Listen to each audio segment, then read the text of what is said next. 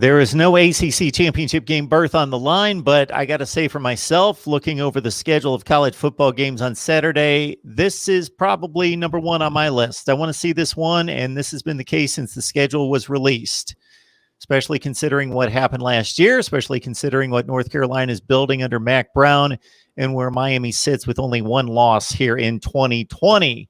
Miami Hurricanes Live. We got Cam Underwood, of course, on the line from State of the U on SB Nation. Cam, how you doing tonight?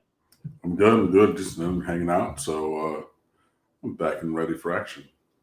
Before we move on to the heels, certainly beating Duke is no great feat, but beating them 48-0, that's a statement. Because in my eyes, Miami did what a top-notch football team does against a lesser opponent. And make no mistake about what Duke has done this season. They've not been good, but nobody else is beating them 48-0.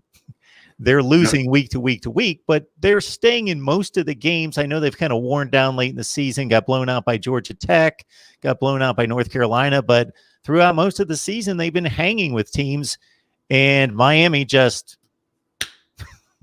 laid down the wood from pretty much the first series.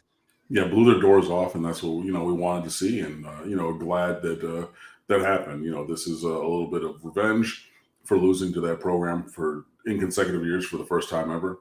Obviously, they're one of the teams to celebrate such a win against Miami. They had all their F the Canes and F the U stuff in the locker room at Hard Rock last year. Jumping up and down, dancing, celebrating, all those kind of things, and just they look. Say what you want to say. Obviously, like I went to Miami. I root for a team that made its name being brash and aggressive and abrasive. Started the hashtag Let's Be Jerks. You know what I mean? And I stand by that. But hey, that's fine because that on the other side of that, you get smacked down and it's going to be ugly. So whereas Miami had the performance to be able to be that kind of brash and aggressive in the past. Duke lucked into beating one of the worst Miami teams ever. And that reckoning came on Saturday. We whooped that ass, and we should have. 48-0 was pretty indicative of how it went. It could have been even a little bit worse. They had 5 turnovers. Miami turned it over on their second play.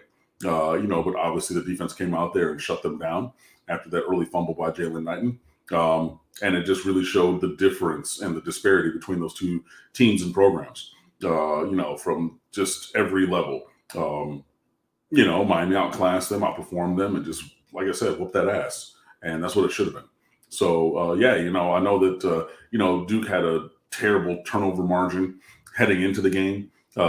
Miami was +4 in terms of turnovers. They got 5 and gave up, like I said, the 1 that, obviously Duke did nothing with. But yeah, so that was the thing that I thought was going to be able to separate on the scoreboard a little bit, and that came true. Obviously Miami has not necessarily been the greatest team in terms of covering spreads and covering double-digit spreads as favorites recently, but the spread started at Miami minus 10.5. It got bet up to Miami minus 14, 14.5, 15, 15.5 in literal minutes, and then you cover that 3 times over, regardless of the number that you got it at. It was good. And every single scholarship player who was there played, got reps in the game, and those are invaluable reps. You get a guy like Navon Donaldson making his return to the field after having a knee injury last year and then redshirting this year, but obviously you can do the play 4, and your play 4 games maintain your redshirt rule now. Plus the fact this year doesn't count towards anybody eligibility, so you can do what you want. He came in and opened up a hole that was like the Red Sea parting on a touchdown run.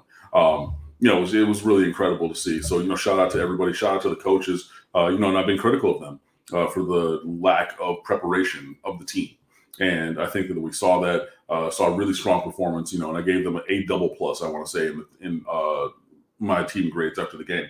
Because, you can't just be critical and say, okay, things aren't going to get better. And then they do the work and got better and then say, oh, well, no, I did nitpick on the offense because there was a turnover. There was only, 4 out of 11, 4 out of 10 or something on third down. And there were some things that I would like to have seen better from the offense, because then we would have had a 50-burger and then some. But, and overall, it was just a really strong performance. I was really, really excited to see it. And then hopefully that obviously continue. And that was in Miami's return to playing after 2 weeks off. So, knocked off that rust really quickly, performed at a high level, and look to spin that forward this week against North Carolina. All right. Miami 48, Duke nothing. So obviously everybody's from all units and perspectives, everybody contributed to the win. When you score 48, give up nothing. Is there anybody in particular that stood out? Jalen Phillips and Quincy Roche, the bookend defensive ends, were just it was comical how easily they were disrupting the Duke offense. I think that Jalen Phillips came out hotter, like he was more disruptive early, and Roche was maybe a little bit more consistent with it. And Roche ended up being the defensive lineman of the week for the ACC. And I thought that Jalen Phillips had a more disruptive game, but going back and rewatching it, I was like, wait a second now, hold on. They're so good, both of them. You're talking about two guys who are probably both going to be top 50 picks in the NFL draft. And I mean, that could be both this year, it could be in a couple of years, depends on what Jalen Phillips does. But I even saw that somebody, our former contributor at State of the U, Gabby Rudia, who's now over at Inside the U, wrote about a different mock draft by another analyst who had Jalen Phillips going top 5 overall, based on his athletic abilities, his physical traits, and his performance on the season. That he's just really shown a dominant streak that's second to none. And they showed that this week, and I tweeted it out. He's Jalen Phillips is another number 15 that Miami now moves inside to defensive tackle on passing downs. If you remember, famously, we did that with Gregory Rousseau last year, especially in that Florida State game when he had 4 sacks. Passing downs came, you went to the NASCAR package, 15 goes into D-tackle. You figure you go to a 30 front, you bring different pressures and things like that. But even by bringing different pressures, the interior linemen, who are usually not going to be as good as your tackles, because you're going to put your best players out there, maybe your second or third best player at center, and then a couple guys to get by at defensive tackle or offensive guard. They can't block these guys. Whether it was Russo last year, whether it's Phillips this year, and you just keep seeing that. So those guys definitely stood out. Derek King again, just phenomenal. And I was just thinking about this before I took a quick power nap before coming on here today. Regardless of what your expectations were for Derek King, I think it's safe to say that he's exceeded those this year.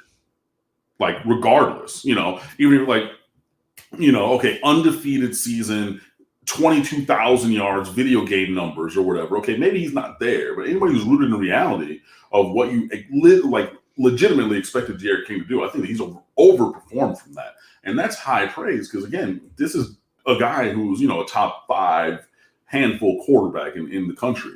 So he stood out, obviously.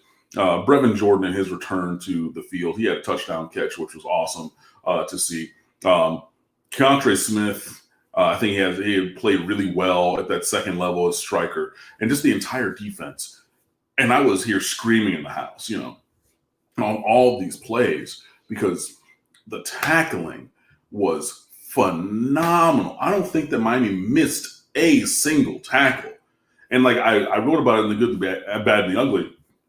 And in that paragraph, I kind of did a Dr. Seuss. I was like, it was a fast guy, a slow guy, a tall guy, a short guy, inside the box, outside the numbers, near to the line of scrimmage, down the field, first down, third down. It didn't matter who it was, what the situation was. Invariably, if there was a tackle to be made, Miami made the tackle.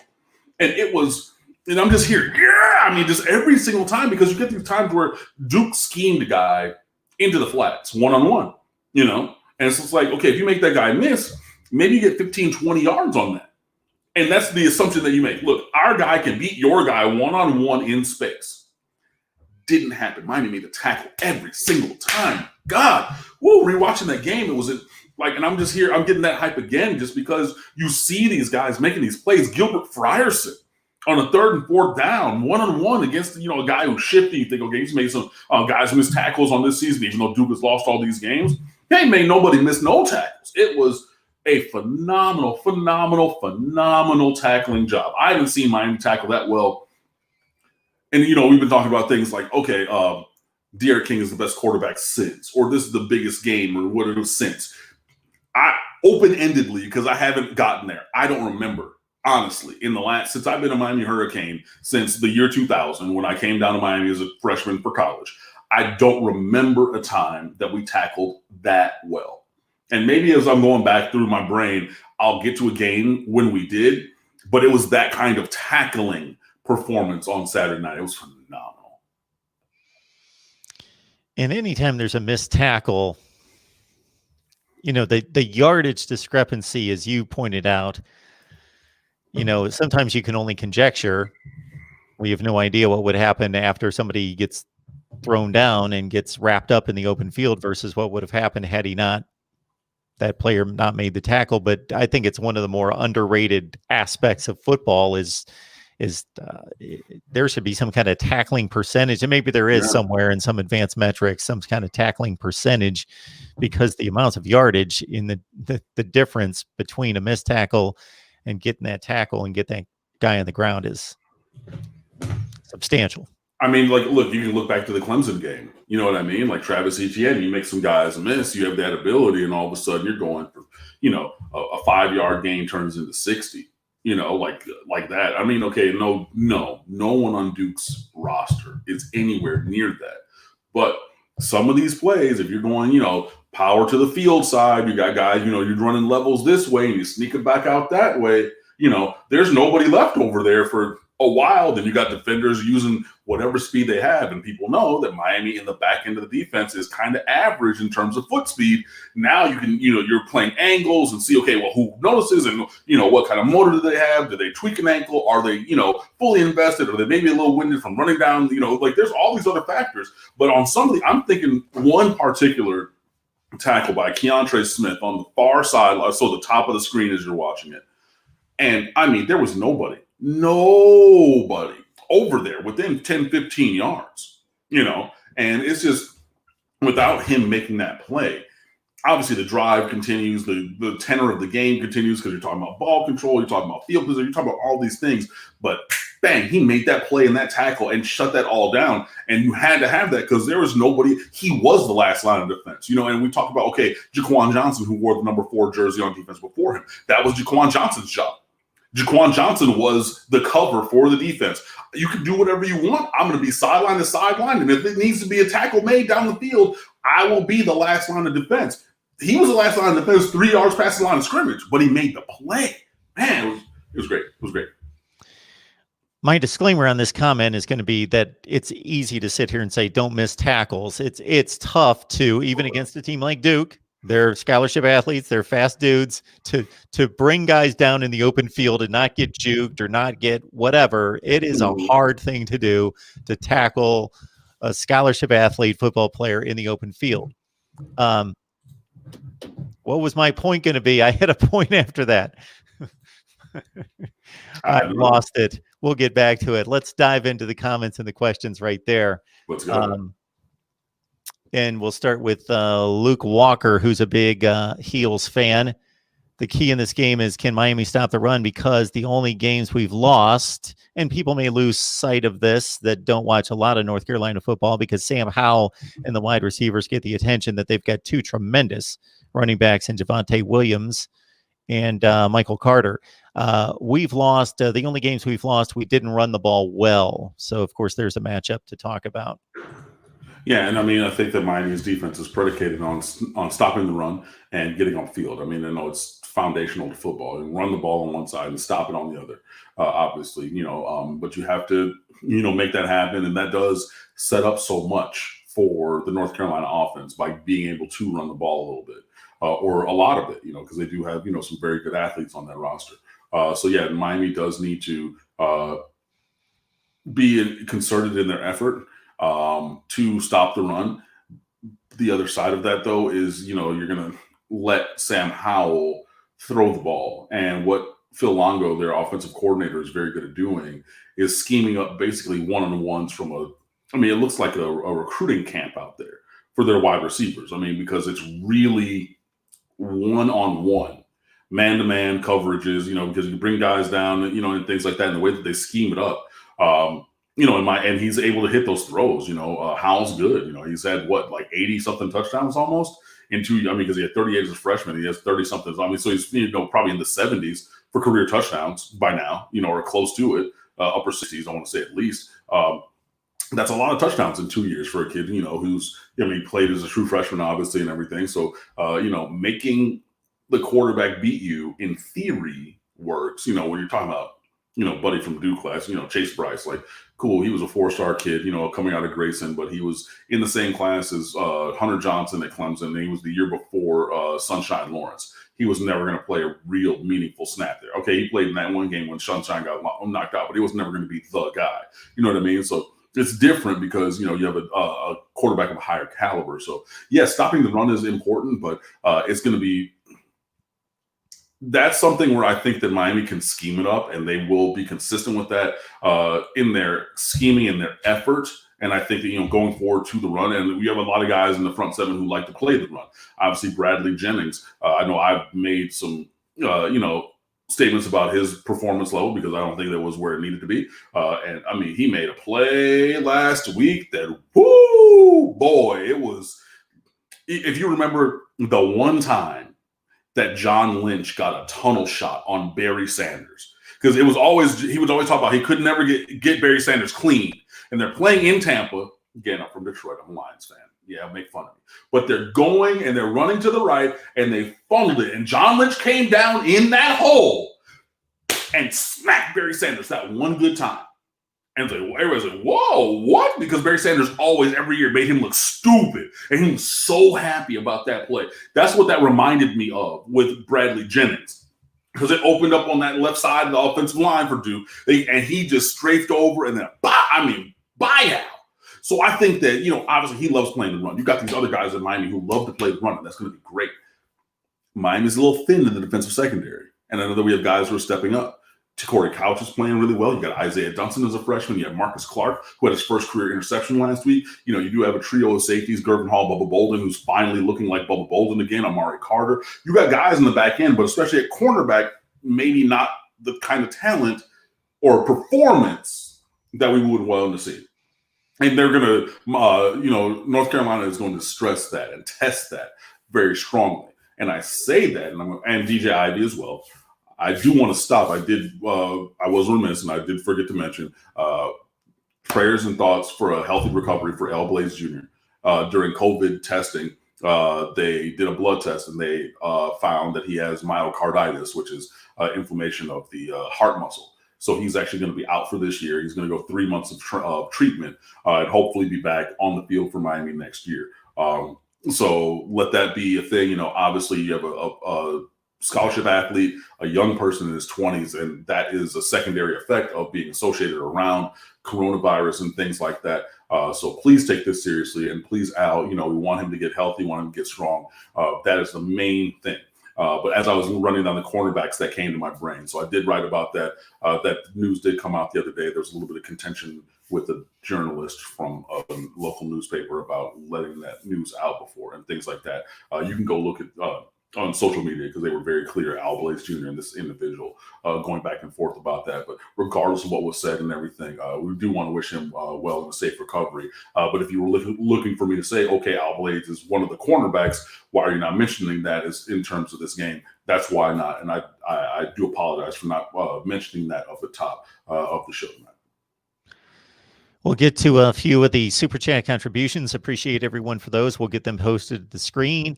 Our guy Eddie is here every week and supports the channel, so I want to give Eddie some time here and clarify something. So Eddie says, by the way, Mark, when I told Jason and them boys, meaning Florida State boys, that if they lose to Duke, I wouldn't let them forget it. It's because FSU fans don't let us forget it. That's what I meant last night. I was giving our Florida State guys a bit of advice last night because I'm not so sure they're going to beat Duke. I would not bet $1 on them. I think they will. I think they're better, but man, if you do the score comparisons between Duke and Florida State, they're both 2-win teams, and they're both losing by 10 to. Actually, Duke has played a lot of teams like NC State and some other teams a lot better than Florida State did. So anyway, I was basically saying, let's not laugh this one off, boys. You guys may not win this game. And I said, I'm going to help you out for next week when all these Miami fans are riding you for losing to Duke. And I said, just remind them that they lost to Duke back-to-back years. And so Mhm. then that's what Eddie's responding with right there. Fair. No, I mean, and all that does make sense. But, again, for Florida State fans, they want to talk about Miami living in the past. Live in the present, guys. That's all I'm saying. Well, most people that do live in the past, they want to put parameters on what past that is. Oh, yeah. So they certainly point to 2013, but don't want to go too further back beyond that when arguing with Miami. All right, what else do we have here? Let's get some recruiting news and just some of your thoughts as I scan the chat for some comments and questions here. So we are 6 days away from National Signing Day #1. Yeah. Yeah. We'll see what happens. Pat Payton committed to Florida State. He's an edge rusher from Miami Northwestern who was committed to Nebraska. That I said was not going to go to Nebraska. And luckily, and smartly for him, decided not to. I don't know that, Florida State is a much better pick at this point in life, but, do what you want. And I think that also proves the point that, my spots are limited for Miami. And, we're shooting for the fences to close out this class. There are 20 guys committed. Manny Diaz did say that we only have room for 24 this year. That means that one of the players who was a grad transfer counted forward from last year. So whether that's Jared Williams, whether that's De'Eric King, whoever you want to say, one of them did count forward. So we have room for 24 new counters this year. Obviously you're looking at Jake Garcia being one of those guys. He's been a Miami target since forever. Miami was number 2 in his recruitment when he picked USC. Stayed connected throughout all of that. Did his cross-country move to, Georgia and everything. Miami's still been connected. He finally decommitted from USC. And USC really likes Miller Moss, and I like Miller Moss as a prospect. But, Miller Moss is not coming here, and Miami offered both. But I would love it if Jake Garcia did. So that's a thing.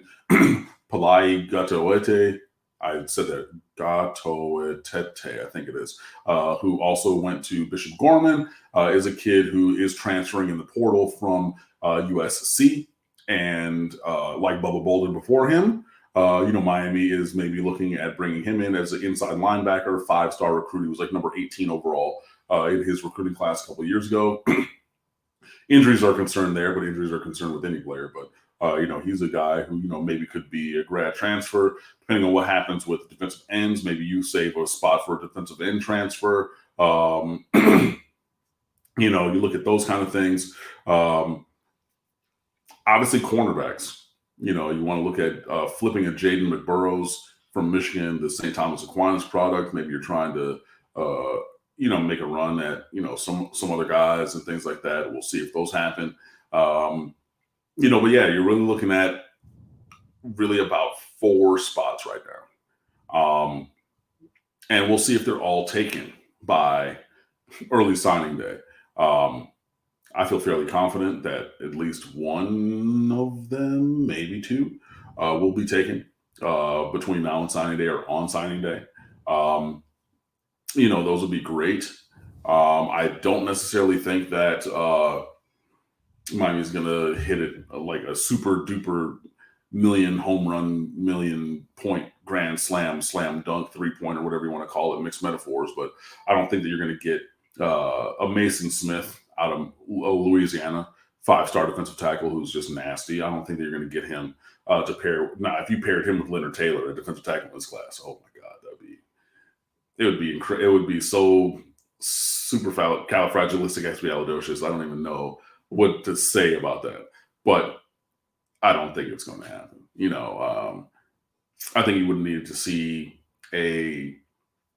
some visits. You needed to have a recruiting cycle that's more normal than not. Not one that this entire cycle has operated in a dead period. That's just not conducive to getting that kind of player, out of Louisiana, which so rarely happens, especially to Miami.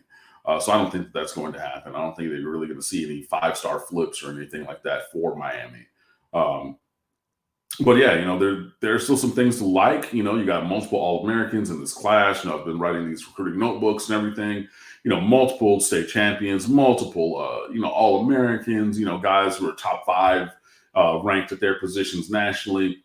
Lots of local guys. Even Elijah Arroyo, who lives in Texas, he's from down here. He was born in South Florida. So a lot of guys who have the ability to step in and will be and figure to have the trajectory to be very high end players for Miami. So you're going to see those kind of things happening going towards early signing day. Hopefully, like I said, Miami gets some good news either in the lead up to or on that day.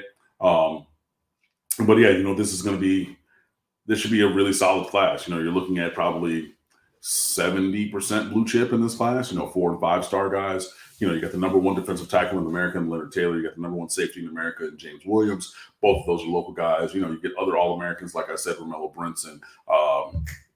Brashard Smith is an All-American. Andres Borregales is an All-American. He's number one ranked kicker by Cole's Kicking, I think it is, or Chris.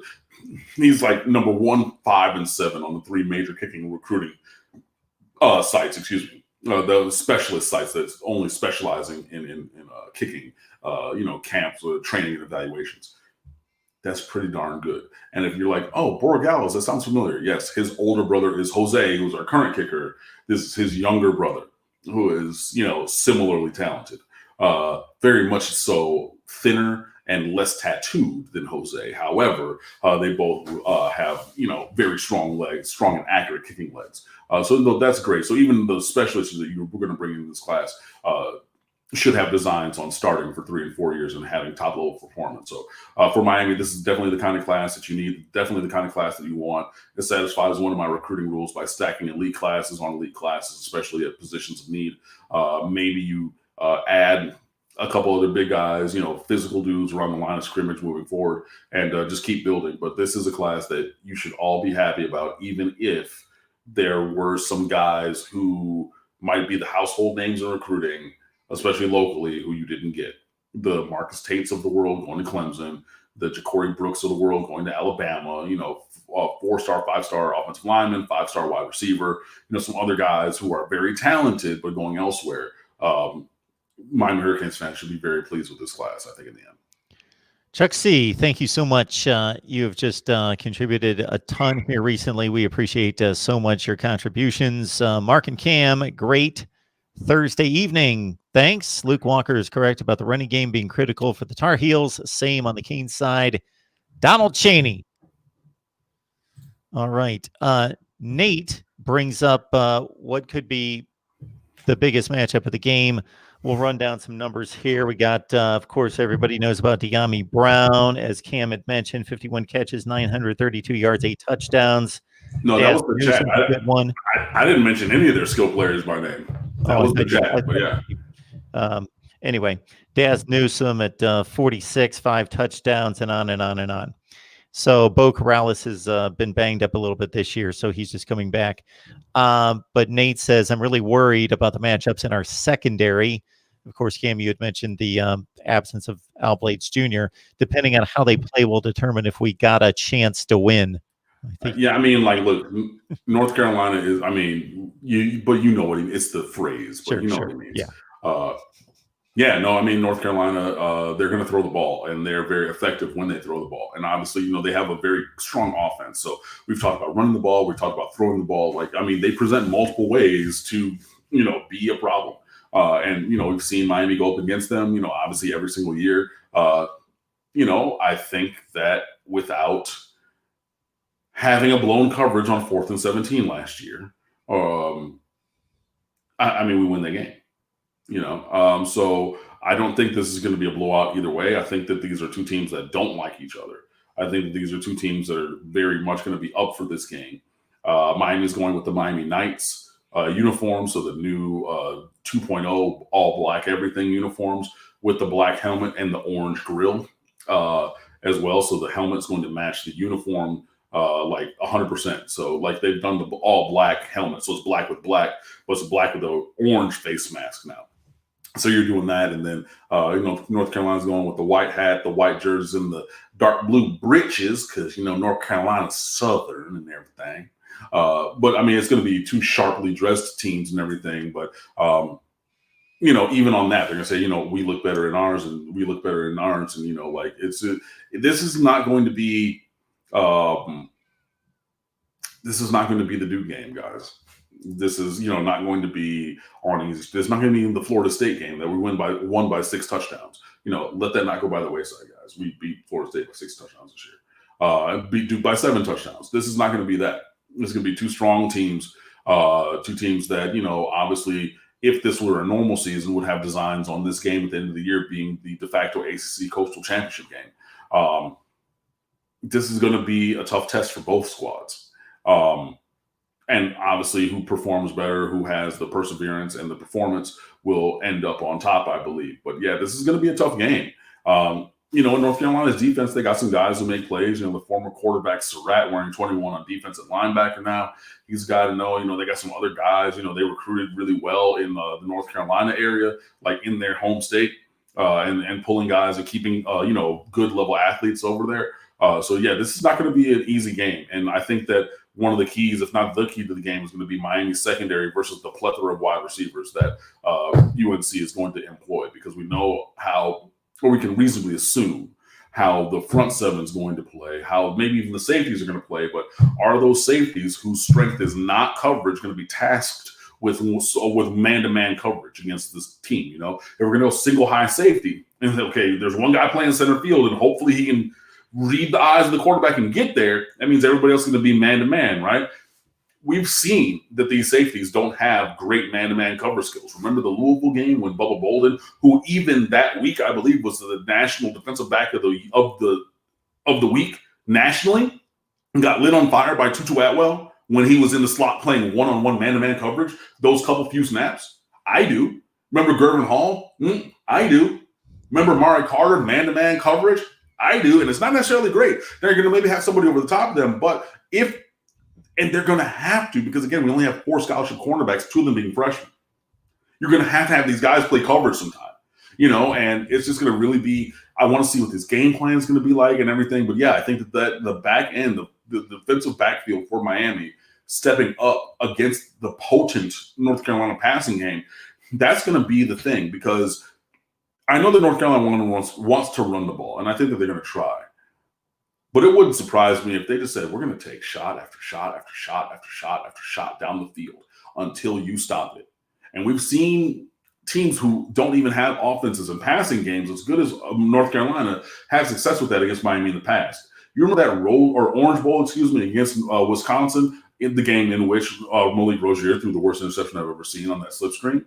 Remember what happened on the Wisconsin offensive side with Alex Hornibrook, though? And he threw up all those 50-50 balls, and their receivers were, all of them were Megatron, Randy Moss, Julio Jones, all put together, just over the top. Give me that all day long against a pretty good Miami secondary.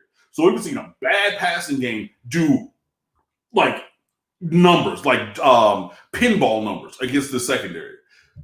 So now we have a secondary that is probably not as talented and not as good on performance this year, with a passing game that is way better than some of these other ones we've seen. That clash, how that interaction goes, is going to be key. But also with that, when you asked me about the Duke game, who stood out, the first 2 names I said were who?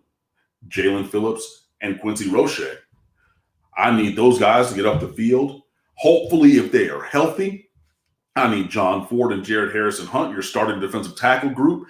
I need them to come back from their COVID absence, and I need them to get pressure up the field, because if you're just relying on the defensive backfield to do it all themselves, with all due respect to those guys, I'm not sure that they can do it. But if you're getting some pressure and you're shortening down that time and all those kind of things, you're doing some pattern reads. Maybe you're jumping a route like Trajan Bandy against Notre Dame in 2017. Maybe you're taking a calculated chance. You then have some ways to scheme around that. But it's going to take all hands on deck to do it. But yeah, I'm really looking at what these defensive backs are able to do against Carolina's receivers, because that's going to be real kind of important.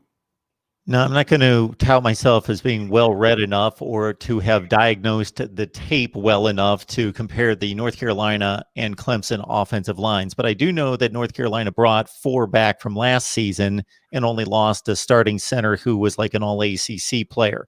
Clemson, just the inverse, they only brought 1 back from last year, but of course they recruit out of their minds. But if you take quarterback, running backs, wide receivers, skill position players, we could sit here and argue all night as to who's better, Clemson or North Carolina. I think it's that close. I think it's really close because Clemson's not bringing the wide receiver talent to the field that they're bringing the same talent, but they don't have the same productivity that they typically do. They've had a lot of guys let them down, but North Carolina has been, it's just, they are facing Miami, meaning the best or the second best group of quarterbacks / skill players that they faced this year. Oh yeah, I don't think that's even a question. I mean, nobody else on the roster that are on the schedule has the kind of talent that we're going to see this week. But the other thing that should give you pause about that is that we've seen teams with less talent be very productive. So yeah, I mean, this is going to be a tough game for sure. But we stay ready, so we don't have to get ready. So let's go. Chug Mo Beer, thank you so much for the super chat contribution. Appreciate that. Hello, Mark and Cam. Great content as always. Subscribe and pound that like button. Let's go, Canes. 42-31 pick out of Chug Mo Beer. 42-31 Canes. It's great to be a Miami Hurricanes. Jalen West asks this question. And as we've discussed in recent weeks, Cam, the decision by seniors whether to come back or go to the NFL or just to pursue whatever their chosen path in life is going to be fascinating. I'm sure there's going to be some teams that just get ripped to shreds and others that it's like, oh, we're bringing back just about everybody. This is amazing. So Jalen West in focusing on De'Ara King and his return next year and asking how that would affect the quarterback room, both good or bad. I don't think that they're going to be bad with De'Ara King returning to Miami, with all due respect. It can only be good. He's so good, and he brought everything that we needed to have that was missing in this on this roster. We needed a guy. We needed a face of the program, the face of the franchise, if you will. We needed that guy, the singular leader, the shining North Star that we could focus on and follow. And he's been that guy. And he's an incredible performer as well. He'll have another year here, another year in the system, all these kind of things. I don't think that can be negative. Only if you're talking about the chances for playing time for other guys. That's the only negative that there would be. But I mean, even if you like some of these other guys, I'm going to give all of their snaps to De'Ara King anyway. You know what I mean? Y'all know that I'm a huge N'Kosi Perry fan. I really think that he has a skill set to be successful in the right kind of situation. He would probably go. I mean, if you think about it, if De'Ara King were to come back, okay, so your backup would then be, Tyler Van Dyke, Peyton Matoka, and or insert recruit / transfer here. That's where the depth would go. So you lose a guy who has multiple starts in his career. He's won multiple games. He had that comeback win against Florida State, things like that. Yeah. So, I mean, if you're talking about the level of experience of the number two, that probably would be lessened if De'Ara King left or stayed, because N'Kosi Perry would more likely than not leave. But I don't think that can be viewed as a negative, De'Ara King coming back, because that means Tyler Van Dyke gets another year to be an understudy to the star. You have Peyton Matoka, who I think is going to be a great program player. He's a good third quarterback. He's a very smart kid from Houston. He's kind of like Evan Sheriffs, but more talented. He'll be a good, good program dude, but he'll even increase his abilities. You get Jake Garcia or whomever in as a high school quarterback or a transfer. They get to be understudies to the star and see how he works and improve their game based upon him being here. So with the single exception of potentially losing N'Kosi Perry and having the number two quarterback not having the level of playing and starting experience that he has, I don't see any negatives from bringing De'Ara King back. I mean, I don't see it. I don't. So, I mean, I think that that's the situation. But yeah, like I said, I think it's all plus you get another year of De'Ara King. You get another year of De'Ara King leading this program. You get another year of De'Ara King with elite level performance on the field because he's going to be who he has proven himself to be. It's all positive. This is a win-win for Miami. I mean, And as I've learned, in my transition from, teaching and into the secret day job and things like that, when I worked at the high school, I was always aware of the fact that the institution will continue at the expense of the individual. And that school operates every day. And to be perfectly honest, the way that they did me was dirt wrong. And it doesn't matter. And I think that for this program, the program is going to continue to move forward. And if that's at the expense maybe of having the opportunity to start for N'Kosi Perry or whomever individual, but you asked about a quarterback, so I'm mentioning a quarterback. But if to move forward for the institution to propagate itself and to move forward in an appropriate way, if it has to be at the expense of the desires and goals and opportunities for one individual, so be it. So yeah. Been a long time since we beat up on the offensive line. Jalen West is saying that I'm starting to like what I'm seeing from the O-line with Big Boy and Rivers in the rotation. Yeah. You get Jalen Rivers, your big true freshman, playing some rotation snaps. You get Big Vaughn Donaldson back. Like I said, he opened up the gate for a touchdown run and everything. Like you're starting to see why Garen Justice, the offensive line coach, was so highly spoken of. He was so highly regarded. We brought him in here. And yet, you're seeing that development moving forward. And that's what you want to see. The names are a little different, but the play is getting to where you wanted and needed to be. And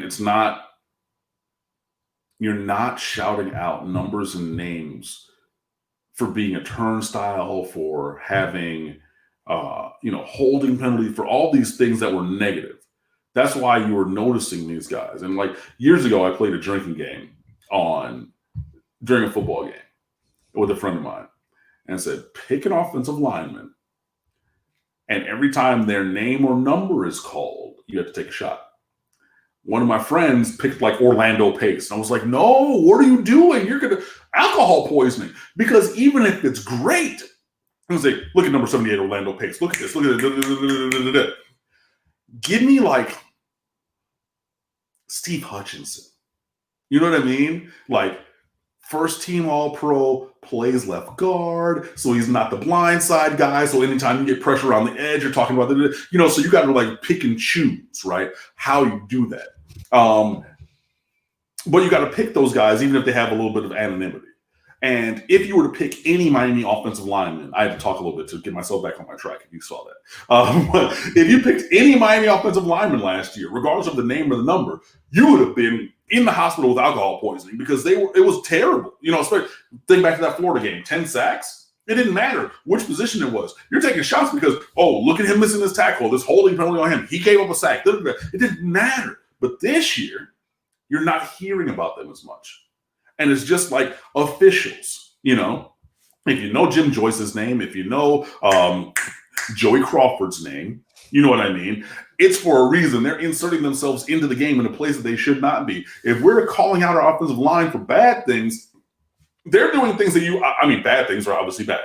If we're shouting out individual offensive linemen like that, it's usually for a negative thing, but we're not hearing about them, which I believe is taking a step forward. You look at the stats and everything is taking a step forward.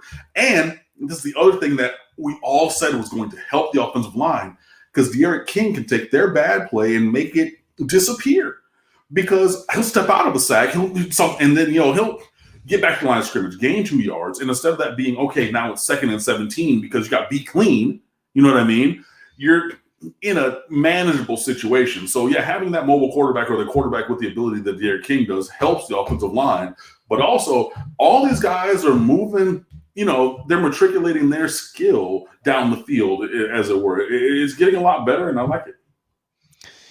Luke Walker, thank you so much for the update on Bo Corrales. I knew that he got hurt this year. I didn't know that he had season-ending surgery, so he's gone. So he was the third guy out of that passing attack last year that produced so well between Bo Corrales, De'Ami Brown, and Daz Newsome. So the other two guys that Luke is touting here, don't sleep on Emery Simmons and Crawford, Brown. They have 28 catches between them and 2 or 3 touchdowns. All right, Cam, this coming from Tanner. Would you rather play Florida or Texas A&M in a bowl game? I've seen them as possible matchups.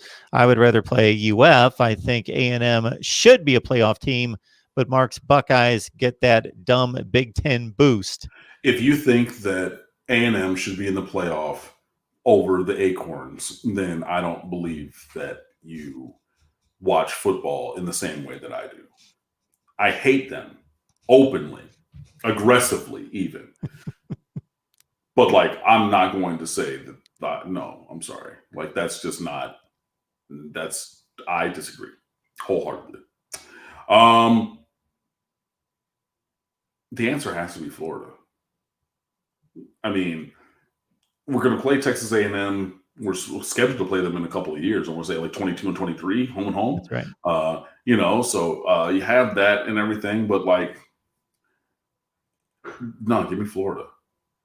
Obviously, there's a sour taste in my mouth from last year, losing in the week 0 game to them. Another game that was close, but our kicking game and then missing tackles on a couple plays really did us in. Not having a safety over the top, playing bracket coverage up the slot. And I know people were really upset with Gilbert Frierson for that, but he was playing his part in that. But I mean, it just. Nah, give me them, man. I want that. I'm not running from them. I'm not scared of them. I know that they have a dynamic passing offense. I know that, the wide receiver, Kyle Pitts, is a very dynamic wide receiving threat out on the edge as a receiver. And Kyle Trask, who was Derek King's backup in high school, is playing phenomenally well in the conversation for a Heisman Trophy. I understand that well. I get those things. If you're running scared, then like, why are we here? You know what I mean? Like, why do we play the games? I've always said respect all opponents and fear none, and much less am I going to fear the University of Florida. So, if we go up against them and then they beat us, all right, so be it. I can deal with that, but I'm not shying away from anything. And if you think like, oh, this could be bad and they're going to talk stuff, do you not remember the 7-year losing streak to Florida State? Were you not here for that? Are you new? Are you new around here? Because you might be new around here, and that's perfectly fine. But that was one where even if you wanted to get away from them, couldn't. 2013, 2014, going into 2014, like, this is a monster, man. I mean, and like, we could do so many things, and like, we could have such a trajectory if we didn't have that roadblock, because like, the road was clearly blocked when they were operating in that high of a level. But we still strapped it on. We still did our damnedest. And look, there were a couple times that we even had leads, and then like Dalvin Cook happened, because Dalvin Cook is Dalvin Cook, and Miami ended up losing those games. But what I look like going scared against Florida State, what I look like being scared of Florida, of losing, no, that's not going to be me. So if I had to choose between them two, even if I think I have a better chance of beating Texas A&M, give me Florida, because I'm a Miami Hurricane, and goddamn it, that's what we do all the time. Mr. Wright brings up an interesting comparison that I've brought up several times this week, because we know that Notre Dame went to Chapel Hill the day after Thanksgiving. They gave up 2 early touchdowns, I believe, on the first 2 drives of the game, like 5 plays, 7 plays, 75 yards, boom, boom, boom. North Carolina scores 2 touchdowns. They've got 14 on the board. They only scored 3 points, 1 field goal. That offense, the rest of the game against Notre Dame's defense. So it will be interesting to make some kind of comparison. You can't just take one game and that's the comparison, but there is a level of interest that I have to compare the Miami defense and how well it plays against North Carolina versus what Notre Dame did. Mm-hmm. Yeah, and I think that obviously, common opponents and things like that, you're going to have those comparisons. I saw people who were, comparing, common opponents between Miami and Clemson. Miami and Notre Dame, common opponents. Like, it makes sense and everything. But the thing for me is, Miami's defense is more athletic than Notre Dame's defense, only if you play the more athletic guys. And that's not something that we've been doing. it's ended up working out. I think that last week, obviously, we're talking about, some guys who really struggled, playing very strongly. Bradley Jennings being namely one of them, at that second level. But that's where Miami has way more athleticism. But only, again, if you first of all, have those guys available. And second of all, are playing those guys. So, we'll see what happens. Miami was still down 15 scholarship players last week. It was not 15 people. I think it was 12 scholarship players because obviously the University of Miami, we do care about all of our players. All the players who are unavailable are going to be listed. Some of those are walk-ons and non-scholarship players. And with all due respect, them being there or not has no impact on the game. I'm sorry. That's just it. Sometimes you got to go pro on something other than sports, and some of those guys are going to be that. But you're still missing 3 starters and 6 or 7 rotation guys out of those 15. 3 starters and 6 or 7 additional rotation guys, so probably 9 or 10 out of the 15 who are going to play. Hopefully you get some of those guys back, and then you play them as well. So, yeah, I'm interested to see how that works, and then just how the rotation works, and then obviously how the defense is called, because I'm not one who's been there personally in this mental space, but there have been a lot of Miami Hurricanes fans and alums who are very upset with Blake Baker as defensive coordinator for the bend but don't break defense. But it bends but doesn't break. So if it gets broken, that's the problem for me. But I guess some people were upset about that. But he came out and put on a clinic last week. And of course, people are going to say, well, Manny Diaz took back the sticks. Manny Diaz is calling defense, blah, blah, blah, blah. Maybe that's true. I'm not sure. But whichever way you want to say it, this week against North Carolina, that's going to show and prove a lot. Michael Love, good to see you, sir. Legends, thanks for the great content, fellas. Best duo. Happy holidays to everyone. Go Canes. Michael, thank you so much. You're a class act. We appreciate your contribution. I am piecing together a number of comments made in the live chat concerning Bubba Bolden's Instagram concerning Jake Garcia. Had he stated that Jake Garcia is coming to Miami?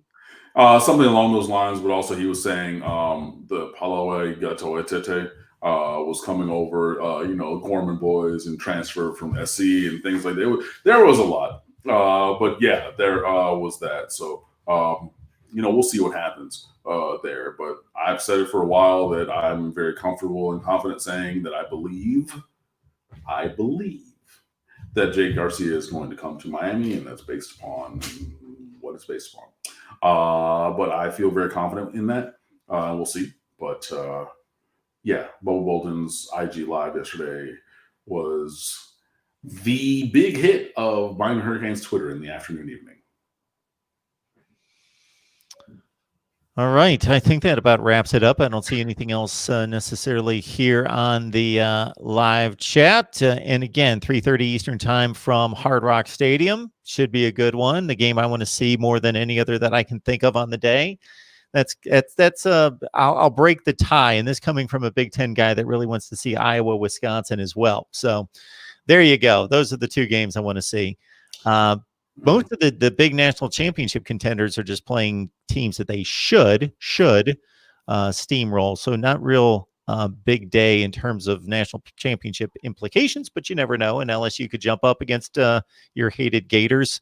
They certainly have the talent, although they've been a mess this year. Mm-hmm. All right. Cam, let us know what you have available there at State of the U. We always have, great content, commentary, and analysis. So we're working on some big things, obviously. There's a couple big pieces coming up. I know Roman has a couple. Obviously, I have all the stuff that's going on in up to awards and on National Signing Day. So be sure that you're locked in there for all of that. We have men's and women's basketball coverage going on. So shout out to Wyatt Koppelman and John Reynolds, our guys who are covering those teams as well. So both men's and women's basketball. Football, recruiting, and so much more. So Instagram, Twitter, and Facebook, we're at the State of the U Twitter account. I already said that. My Twitter account is Underwood Sports, and the website always open 24/7, 365, always, all Canes, all free is stateofview.com. So please come on over and fan with us. I don't know when I'll see you guys next week because, boy, Wednesday is going to be a lot for your boy, but we'll check in sometime. So, stay safe out there, guys. Appreciate it, man. I'm going to hang on here and take some calls since we typically have a call-in show for part of the night on Thursday. Cam, appreciate it. Enjoy the game. Should be a good one. Will do. I'll talk to you guys soon. All right. I will stick around to answer a few questions and comments there in the live chat, and also open up the phone lines at 860-325-3687. There it is, 860-325-3687. So I supplanted the Amazon crawl, but certainly want to let everyone know that if you shop Amazon, you're helping us build the channel. Shop Amazon, use the link in the description section of any of the videos. So please, I know that, man, I think this is a huge opportunity for you to contribute to the channel without any effort other than using the link in the description section that we provide. You can help us build the channel. It doesn't cost you an extra penny. When you open up Amazon, it may look a little bit different because I had to select a product. So it's some kind of football helmet there to display, but it's the same exact shopping experience, and you help us build the channel. Believe me, it is of great help. If we had everybody on here that watches me on a regular basis, when they shop on Amazon, use the link that we provide, we would be in great shape. Mark Rogers TV, the voice of college football, who's on the line? Hey, Mark, it's Dominic. How you doing, man? Hey, Dominic, I'm good. What's up? Not much really. Just thought I'd, get on the phone line first for the call-in show and, keep updated with some college football stuff.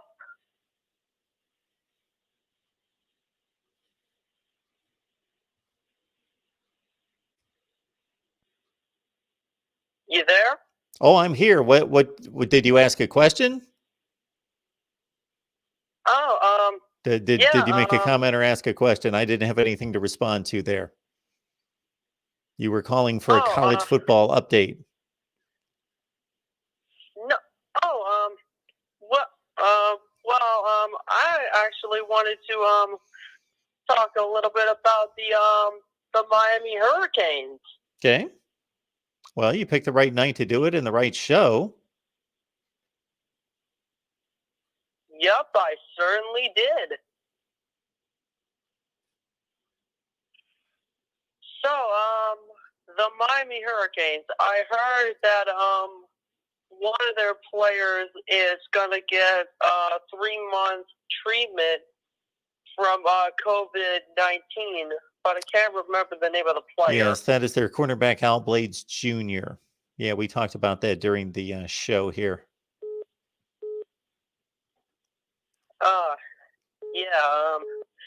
We were talking with someone by the name of Cam Underwood, I think. Yes, that's the gentleman's name. He's been showing up here from time to time for quite a while.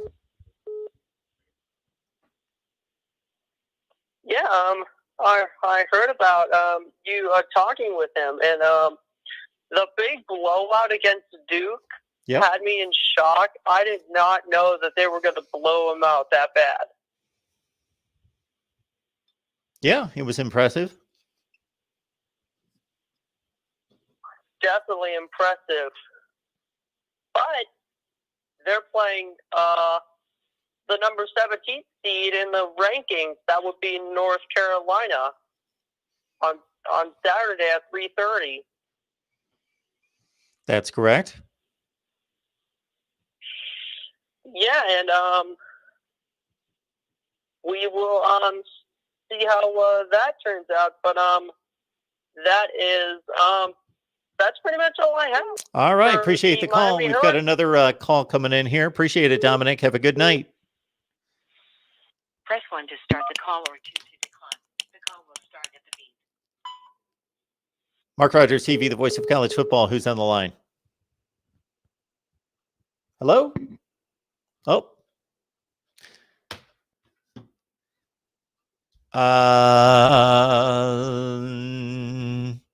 Actually, some people's assumptions there in the live chat aren't necessarily correct. That is a regular caller, and we appreciate Dominic calling in. We appreciate Dominic calling in. I will leave it at that. All right. I will leave it at that. Appreciate anybody calling. One prerequisite would be, in addition to tuning down. Okay. So this individual that's calling right now is violating rule number 1. Turn the audio down. Do not call and keep the audio on because it creates a reverb. So they hung up. So somebody called up and I could clearly hear myself talking from 10 seconds ago. So that's rule number 1. Rule number 2 is a pretty obvious call. When you call in, please have something to talk about. I'm just throwing that out there. You make a phone call to somebody, you may want to have something to bring up to talk about. All right. Yes. Peanut 3844 Abel. You could read it on my face. Queen City. Oh, man. Yes. I stay respectful. I do. All right.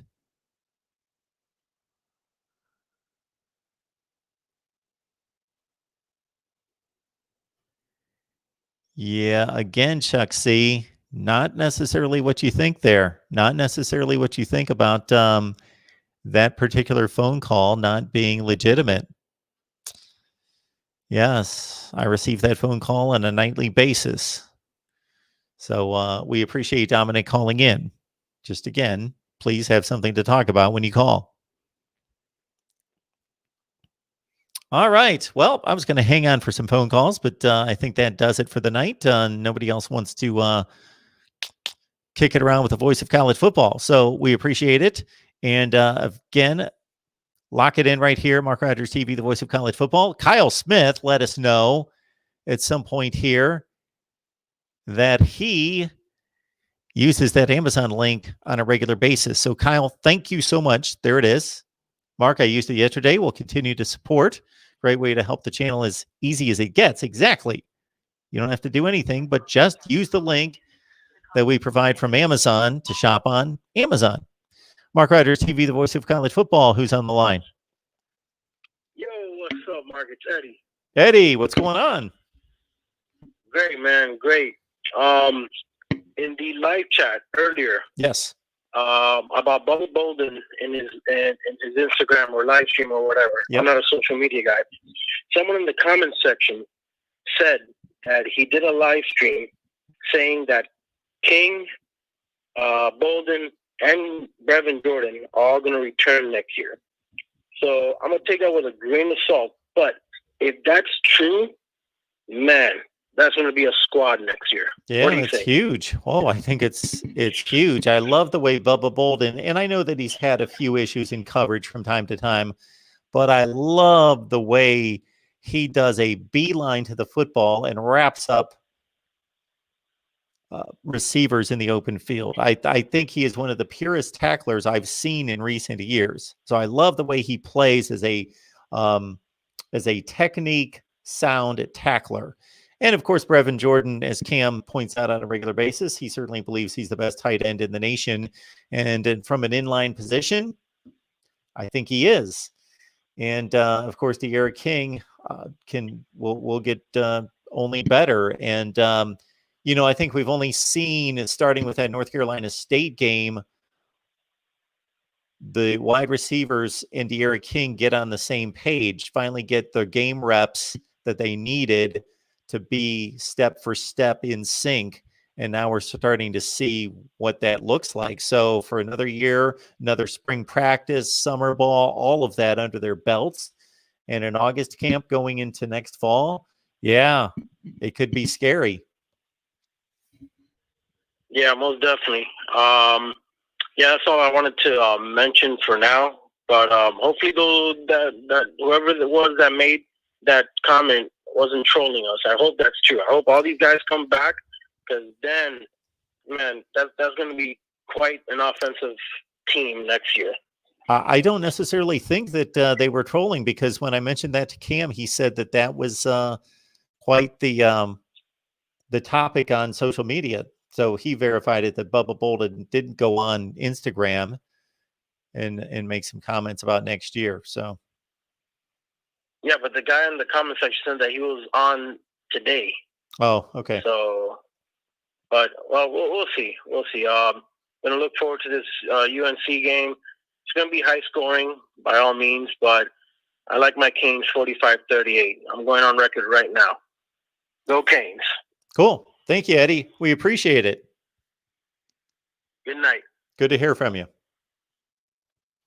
It's our guy Eddie calling in to talk about De'Ara King, Bubba Bolden, and Brevin Jordan reportedly announcing that they'll be back in 2021. The closer. Mark, what do you think about Miami being so depleted in numbers at cornerback, and unfortunately the news concerning Al Blades Jr. as well, and how it will play out against North Carolina? Well, it's not a good matchup for the Canes. That's why the best friend of a secondary is the pass rush. And fortunately for Miami, they have two of the best in Jalen Phillips and Quincy Roche. So those guys need to get home.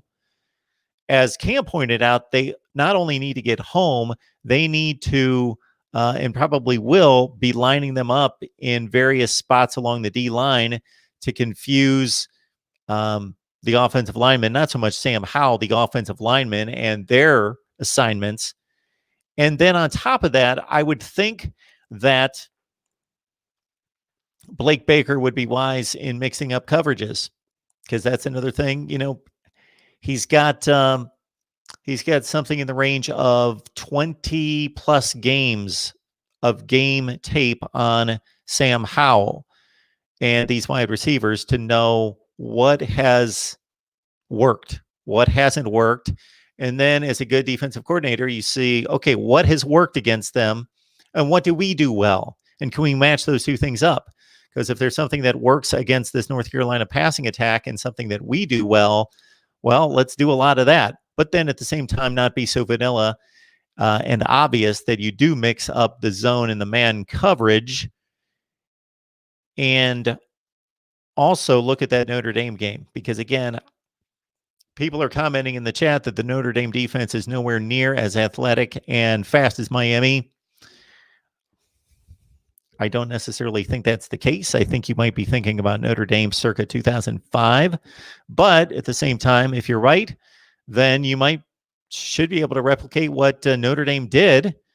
And Notre Dame was highly successful after the first two drives of the game.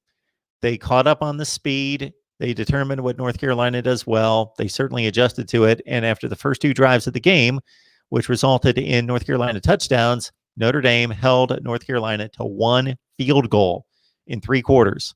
That's astonishing. Ohio Canes fan, Baker couldn't get the job done last year, and I don't think he can get it done this year. Manny needs to take over the D this game. This game. Well, I'm sure that Manny Diaz, being the defensive mind that he is, certainly puts a lot of input into the game plan on defense. I would think that that's the case. Cheryl, and Miami isn't top 5 recruiting. Tell me something.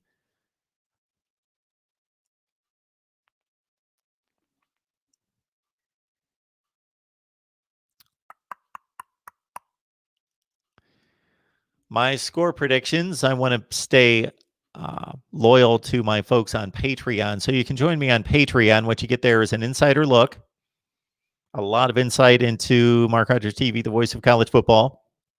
You get a pick of the week from Steve Merrill. He's a odds maker, handicapper at prosportsinfo.com. So you get his pick of the week. You get my predictions. You get exclusive live streams per request, watch parties per request. And that's 15 cents a day on Patreon. So I cannot let those people down by reneging on the exclusive portion of that. So my predictions exclusive on Patreon. I could go through my Miami predictions this year and let you know how well I've done. I think I pretty much predicted every game right. Not necessarily against the spread, but I picked Miami to lose to Clemson. And I didn't get that correct against the spread because Miami was what were they? Maybe a 17-point underdog to Clemson. And I took Miami in the points, and they lost by 25. So I missed that one against the spread, but I only picked Miami to lose to Clemson. No, you know what? To be fair, I did predict Miami to lose on the road to Louisville. I did. So I've picked Miami to lose 2 games this year.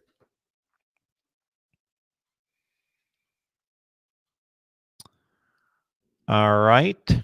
Michael Hogue, college football. Let me catch up after my name is Mark Rogers TV, the voice of college football. Okay. How are you doing tonight? I have to ask, what New Year's Six Bowl do you see Indiana going to? And is Tom Allen both Big Ten and National Coach of the Year? So Indiana stands with 1 loss, number 12 in the nation in the college football playoff rankings. They've got a date against Purdue this week. Obviously, that's been wiped out. Then they will play, hopefully, on Big Ten Championship weekend against likely a rematch against Wisconsin. They'll play the winner of the Wisconsin-Iowa game. So Indiana needs to win that first and foremost to finish at 7-1, and then they put themselves in a position to be selected for the New Year's Six Bowl. I have not. It would be pure and way beyond even speculation for me to try to predict without looking at the bowl games and how they're going to select. So the New Year's Six has a selection past the 2 playoff games that they hold to every year, and I don't know what those are off the top of my head. So Indiana, the Big Ten has been represented in every bowl over the past 5 or 6 years in the New Year's Six. So, Michigan went to the Peach Bowl, Wisconsin went to the Cotton Bowl, Ohio State went to the Cotton Bowl. Of course, Big Ten teams have gone to the Rose Bowl. Ohio State's gone to the Sugar Bowl for the college football playoff. So there's really not there is just not the ties to the bowl games that there used to be, especially when you're just talking about the New Year's Six. They're going to select what they consider to be the most attractive team that's going to bring fans to the game. There should be some semblance of fans at the game, and then also bring folks to the TV screen. So that's how that's going to be selected. And they have a pecking order that they rotate every year. So you've got the 2 playoff games that I believe are the Rose Bowl and the Sugar Bowl, I believe, this year.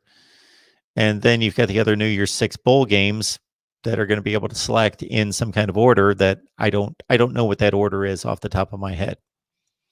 But Indiana would be one of the final selections. Number 1, they're lower in the rankings. Number 2, they're not a big draw. All righty. Appreciate everybody jumping on here for another Miami Live.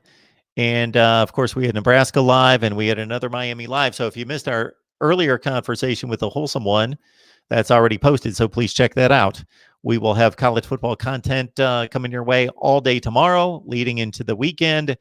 And we're, of course, going to be here every day talking college football. Please, Venmo, Cash App, PayPal are certainly 3 opportunities for you to help support the vision here at Mark Rogers TV, the voice of college football. Thanks, everyone.